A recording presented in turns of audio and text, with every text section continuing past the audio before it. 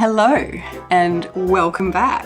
Today's video, as you may have gathered from the title, is a what I wore in March. I am dedicated to doing these videos for every month of this year because I want to track what I'm actually wearing for myself as much as for your entertainment, if you consider this to be entertaining. Part of this is an experiment on my part to really get a feel for the things that I'm reaching for the most in my wardrobe. If you've been watching me for a couple of years, you probably know that I had a no-buy year back in 2022, and that gave me a very strong awareness of how much perfume I actually use, and I spent a lot of time digging around in my own wardrobe. Every time I had the urge to buy something new, I would go back to my own perfume wardrobe and the things that I already owned and tried to find things that were similar. And as part of that exercise, I discovered that I tend to buy similar things over and over and over again.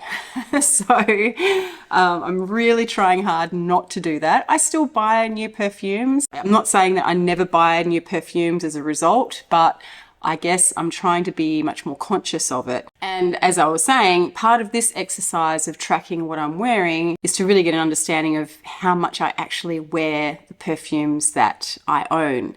So this video, as I said, is the what I wore in the month of March, and I have my laptop here and my spreadsheet, which I have transposed from my little book that I keep on my bedside table, where I handwrite them in every night. And the idea is that over time I'll be able to graph things as well, and to really get a true indication of what I wear, because I think we all have this habit of thinking that we wear things or use things more than we actually do. Anyway, I'm rambling. Let's get on with the video. Okay, so with these videos, when I do up the list, usually there's lots of perfumes that I've worn once or twice, and then only a handful that I've worn more than that. But this month I've got hardly any that I wore once, which indicates to me that maybe my sampling was fairly limited, and I also wasn't wearing a lot of different perfumes for my afternoon walks when I take the dog for a walk in the afternoon in previous months, particularly over summer. And this could be partly due to the fact that, you know, things burn off my skin a little bit quicker in the heat.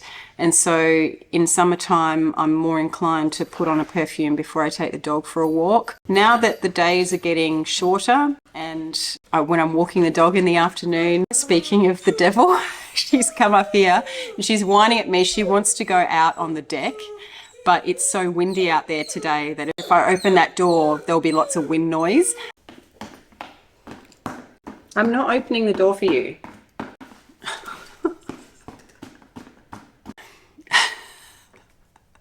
She's not going to leave me alone. Anyway, we'll try and get through this. So I can either do a top 8 or a top 16. I may as well do a top 16 because why not? I lugged all the bottles up here, so I may as well. So of the perfumes I wore twice this month, I had Pure Musk by Narciso Rodriguez. I just have this 20 ml size of it. I have talked about this before. It's not my favorite Narciso. I find this to be quite sharp on my skin, and I don't really love it that much. I prefer the Narciso fragrances that have some more florals in them, and it makes it a little bit softer. So basically I'm in the process of trying to use this up. I have a couple of little drops left in the bottom, so probably one more wear for the gym and that'll be done.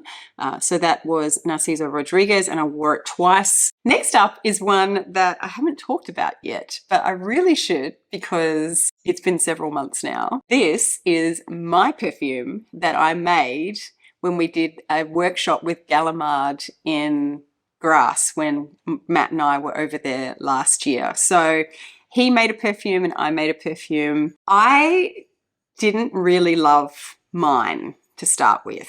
So what happens is you make the perfume in the workshop, and then they say to put it away and let it sit for 4 weeks or something. So by the time I actually got around to properly smelling this after we got back, it had probably been about 6 or 8 weeks. So it had had plenty of time to rest. I was a bit disappointed. It didn't turn out the way I had wanted it to.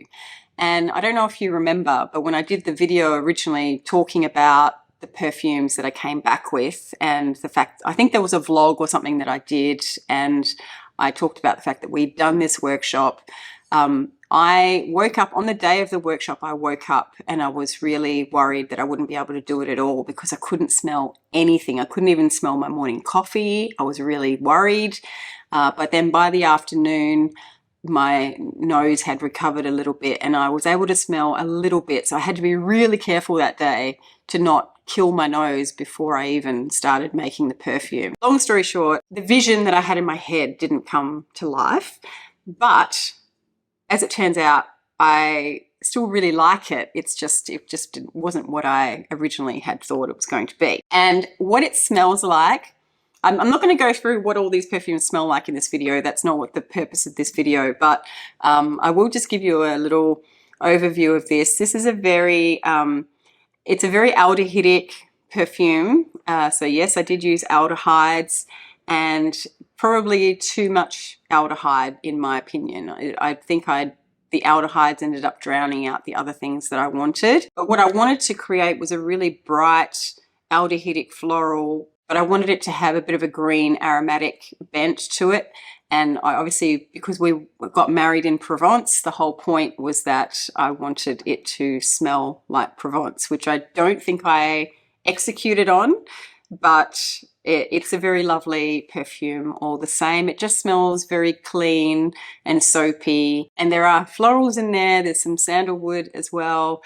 And it's nice. It's nice. But again, it's just not what I had hoped it was going to be. So I guess that leaves the opportunity open for me to have another crack at it another time. All right. So the next one that I also wore twice is Lyric Woman by Amouage. Mostly wore this at nighttime, I think. Yeah, according to this, I wore it at nighttime. Poppy, you're going to drive me crazy, aren't you? Hey, you're going to drive me crazy. I'm going to have to just keep going. I'm sorry for the interruption, but I know most of you really love Poppy anyway, so we'll do our best. Visuals, I tell you, they are like, the term Velcro dog really is quite accurate. Lyric Woman. Lyric Woman is like my go-to date night scent. I love this perfume and I should wear it more, but I baby it a little bit, even though I've got a massive 100 mils of it, and I've hardly even, I've got a bit of a dent in there now, but it's, you know, not that visible. But I just really, really love this perfume. And like I said, it is my go-to date night scent. We didn't have any date nights in March that I can recall. We did have a conference earlier in the month, but I didn't wear this for the conference. So mostly I just wore this at nighttime at home, but still lovely. Next on the list, also worn twice, was Fleurs de Joie or Fleurs de Joie by Serge Lutens. This is a night jasmine fragrance. I think it has a bit of a cherry note in it, or I don't know what it is, but something about this comes off a little bit cherry-like, not too strong cherry, because I'm not a huge cherry fan, but the night jasmine in here is just so intoxicating. And I'm not a huge, I have to say the opening is not my favorite part, but once it dries down a little bit, just even after a few minutes, it settles and it just becomes this beautiful, intoxicating jasmine scent that smells kind of red, but I think I might be influenced a little bit by the color of the juice. So that is Fleurs de Joie by, or Fleurs de Joie, or I don't know how you say it, but by Serge Lutens.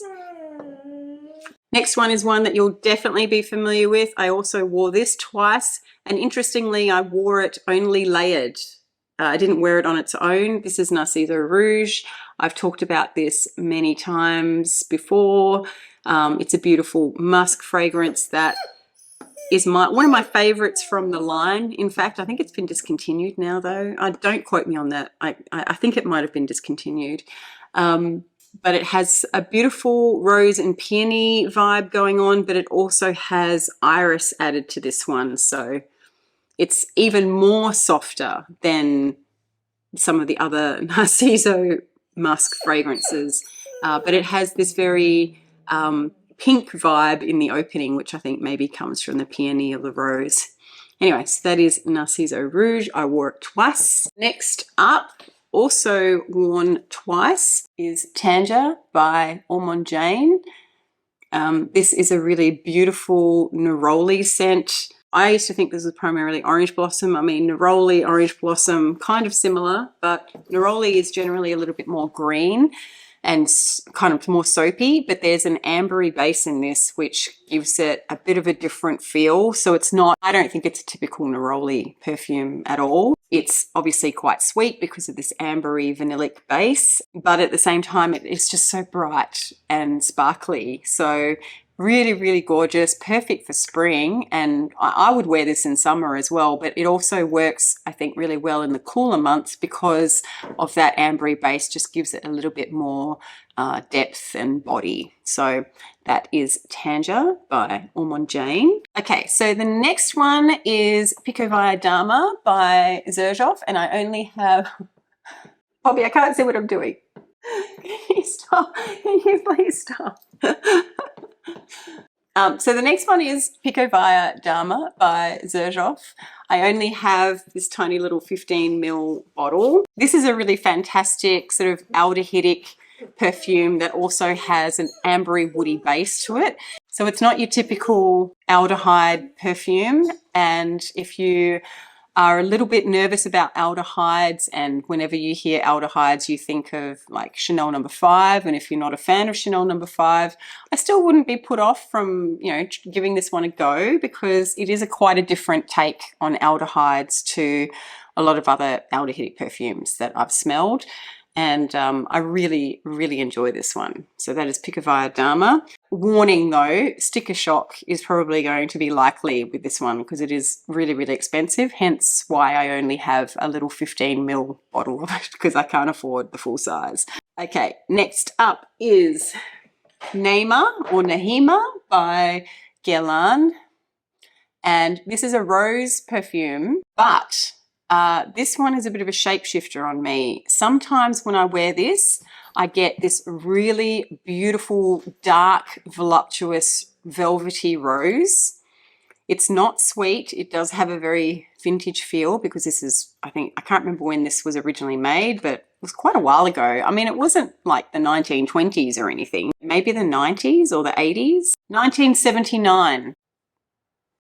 So it's a year younger than me.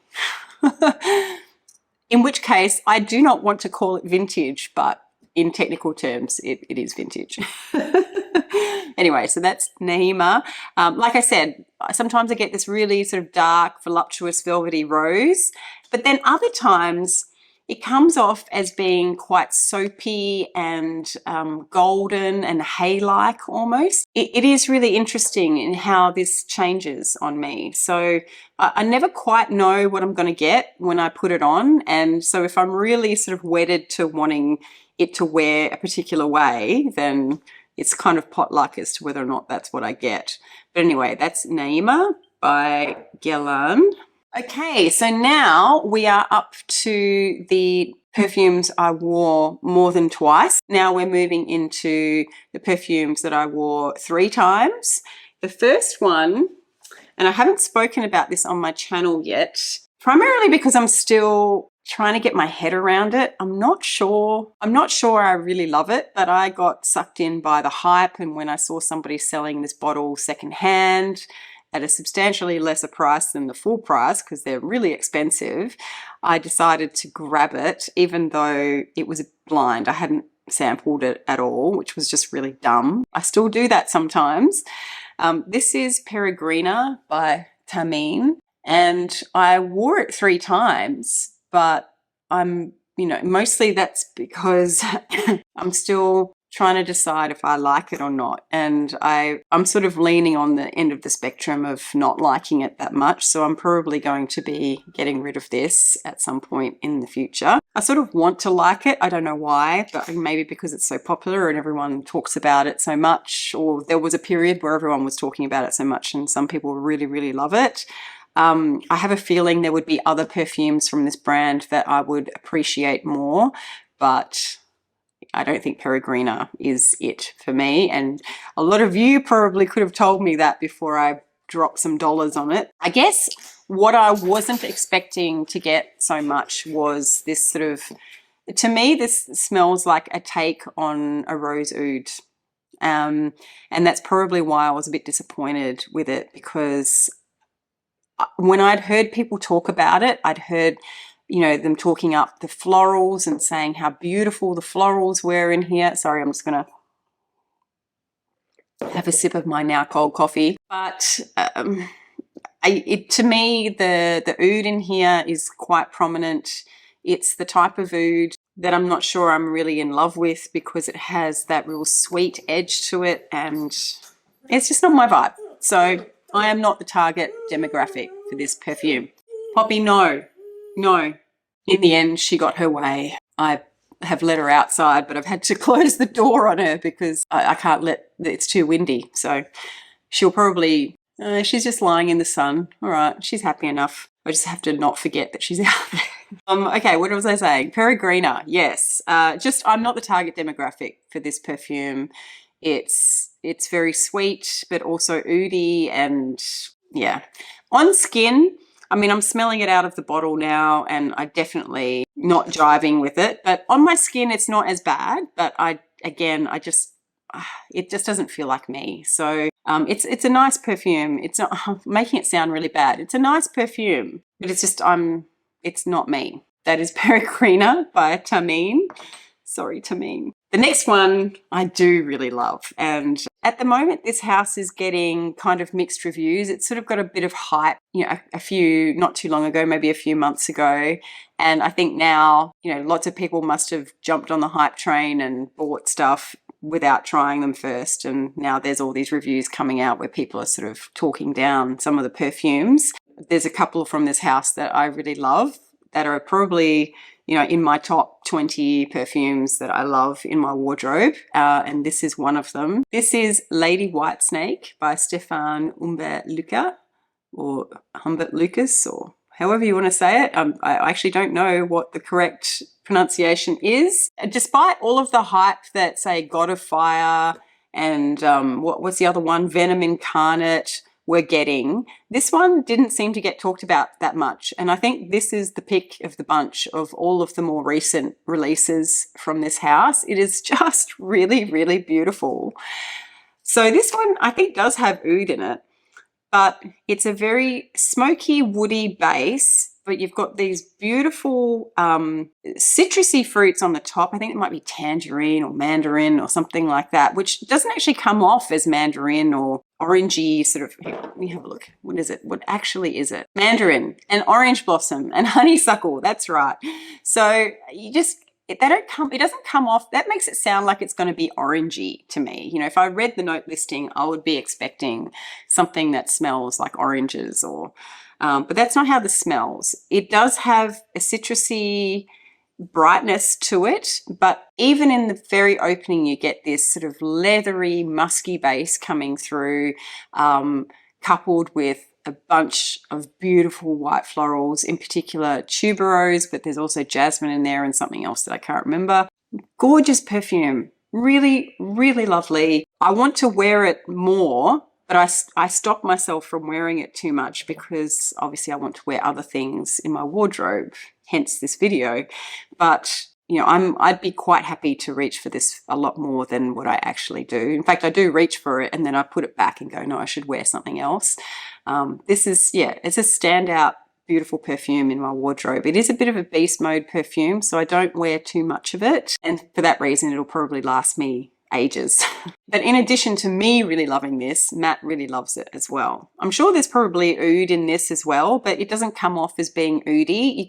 You definitely get more sort of a leathery, musky vibe going on. The next one I only had a decant of. This is Pure Extreme by Micallef, and I used it all up.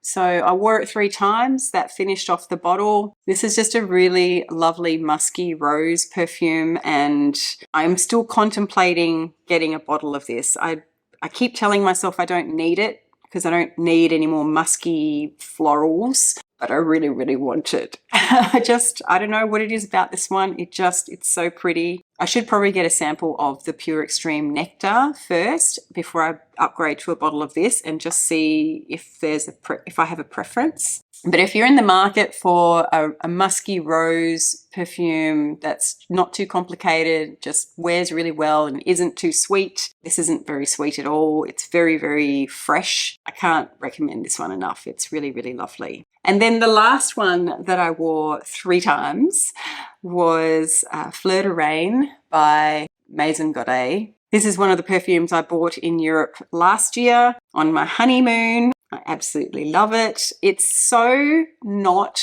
what I would normally go for. It's quite a sweet tuberose perfume, but it's not syrupy or heavy, but it does have a very sweet aspect to it. But that's in the opening, and then once you put it on, as it wears, the florals become a little bit more realistic in the sense of there's an earthiness that comes out, and which makes them feel more real. Whether it actually smells like real tuberose or not, I don't know, but it just smells like a really beautiful white floral. The sweetness does still remain, but it does fade to the background, and then you sort of get this sort of more petally, earthy floral coming through, and it's so beautiful. And I've already, again, I'm trying not to wear this too much for 2 reasons. I want to share the love across my wardrobe, but also it's not easy for me to get. I can order another bottle from them, but the shipping is like 80 euros or something on top of the price of the bottle, which also is not cheap. So unless I get over to St. Paul de Vence again in a few years' time, it might be quite difficult for me to replace this. So I'm trying to not wear it too much, but I just love it. Okay, next up, I wore 4 times. This is not really a perfume, but I kind of wear it as a perfume. This is an Amouage body lotion in the scent of deer. These Amouage body lotions are great. I don't know if they're still making them or not. I just found this on eBay, I think. The Amouage body lotions are great. They're quite strongly perfumed. So unlike a lot of other body lotions that you put them on and then you can't really smell them, the scent fades after a couple of hours, this one lasts really well. And so it's almost like wearing a perfume that's not quite as intense as wearing a perfume. And so I like to wear this to the gym and to my spin class because it kind of smells like soap and it just smells really fresh and clean, but then I'm not actually applying perfume, so then I don't feel like I'm, overdoing it and then choking other people out in the class. I just like to wear this when I want a really clean base on my skin that'll last most of the day. I wore that 4 times, but I probably actually wore it more because I like to wear it to the gym, and I pretty much go to the gym several times a week. So the next one I also wore 4 times, and this is number 22 by Chanel. We all know I love, love, love this perfume. I'm getting a little bit of a dent in there as well now. I am not shying away from my Chanels at the moment. I'm really leaning into the Chanel perfumes in my collection, and I've actually added a couple more in the last month. So yeah, absolutely adore this perfume. This is one that I feel like I could justify having the bigger bottle of. Obviously not right now because I still have a lot of this left. But of all the Les Exclusives, I think this is one that if I had bought the 200 ml, I wouldn't feel shameful about it because I feel like I would get the use out of it. A lovely aldehydic rose and white floral perfume. There's a lot of white florals in here, which is probably why I like it. But because it has this sort of vintage feel, which I've mentioned before, sometimes these vintage sort of blends, they come off, you've got all these florals in there, and I feel like I always get the rose out of them. And I struggle to discern necessarily the white floral aspect. but even though I know that they're there, and I know that that's probably why I like them so much. So the second most worn fragrance product is this one. I wore it 5 times, and this is Balinese coconut. It's a body oil, a perfume oil, and I talked about this, I think, in a vlog video, and I just really love it. I wear this on its own, but I also layer it under other things as well. So sometimes at night time I'll wear this to bed just on its own. After I've had a shower, I'll just put it on, but I often layer it under other things. And in this case, what did I layer it under? I layered it actually a lot with Pure Extreme by Micallef. It's a bit of a weird combo actually, but it seemed to work. It obviously worked because I wore it a couple of times. 3 times actually, that combination, until I ran out of the Micallef by the sounds of it. So that is Nest Balinese Coconut.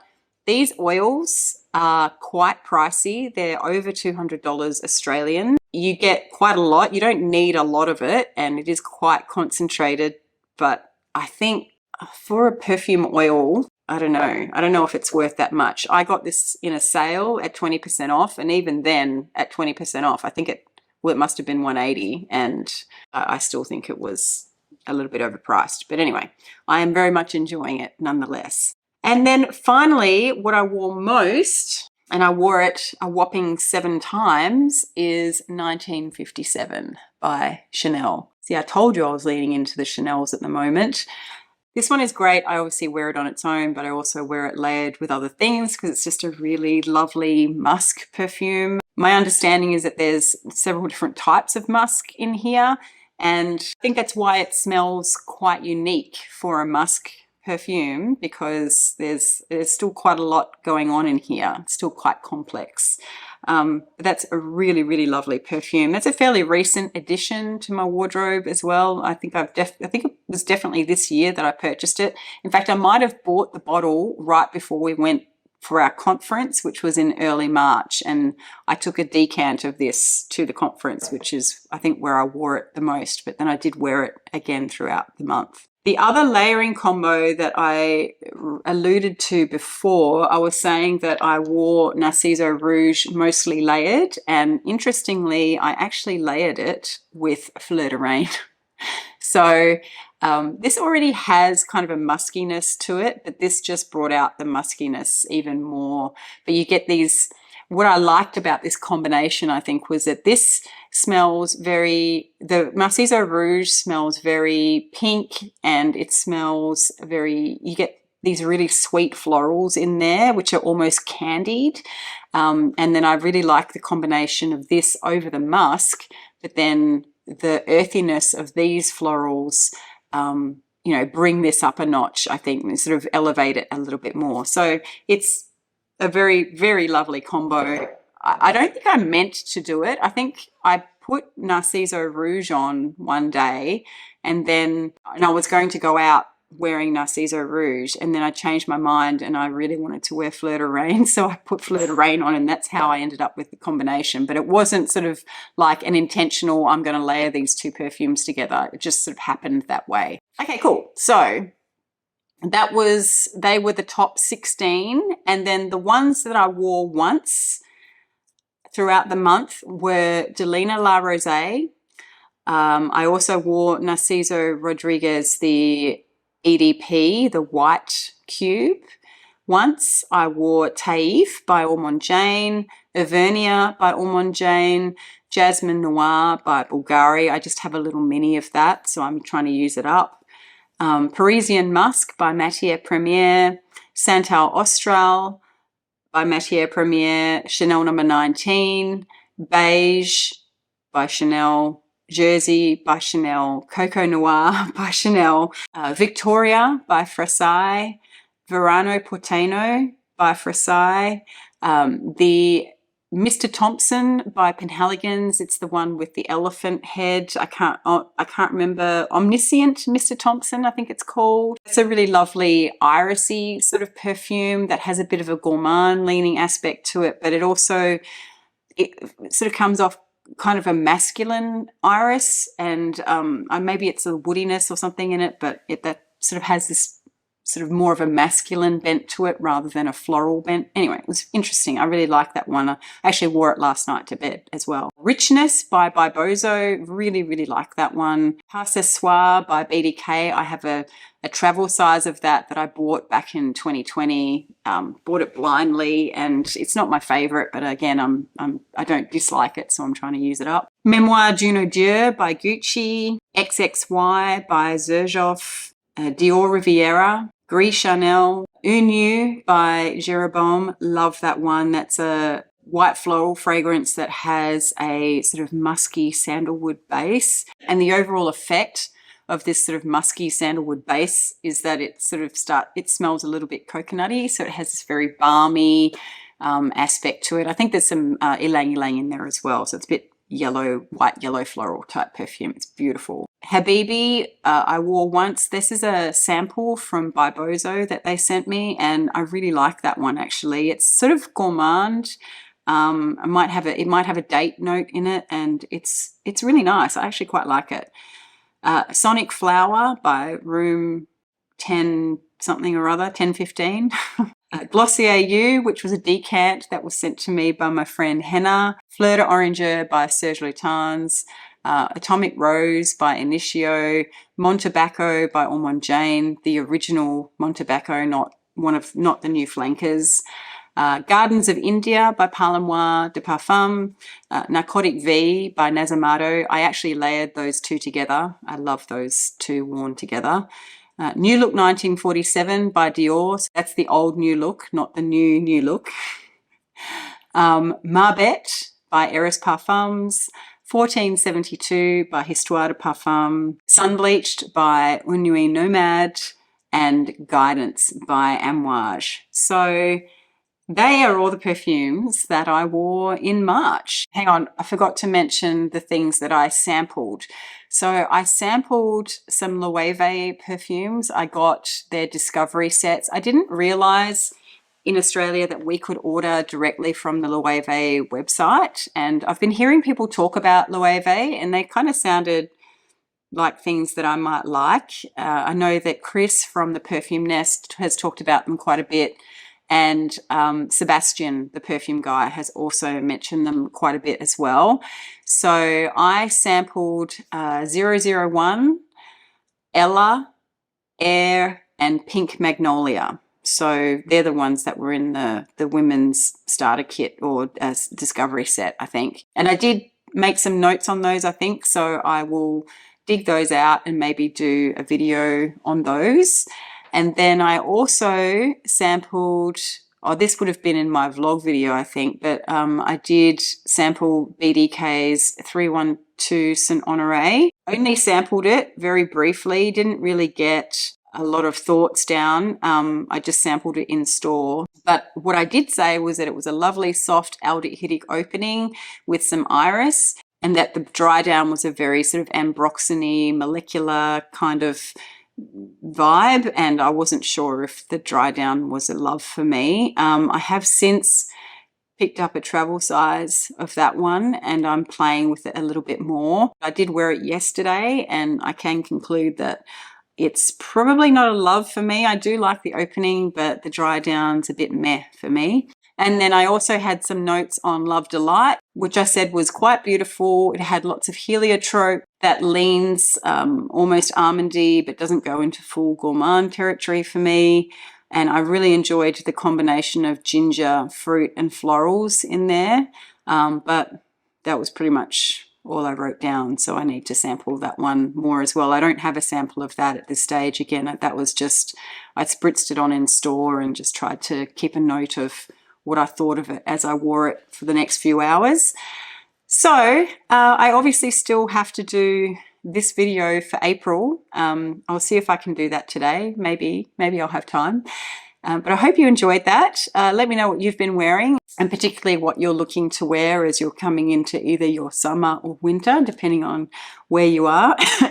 And I really need to go get some water so that I can maybe tone down this coughing. And I need to put all these perfumes away and set up for the next video. So thank you for joining me. If you liked it, please do give it a thumbs up or leave a comment below. And I will see you in the next one. Thanks. Bye.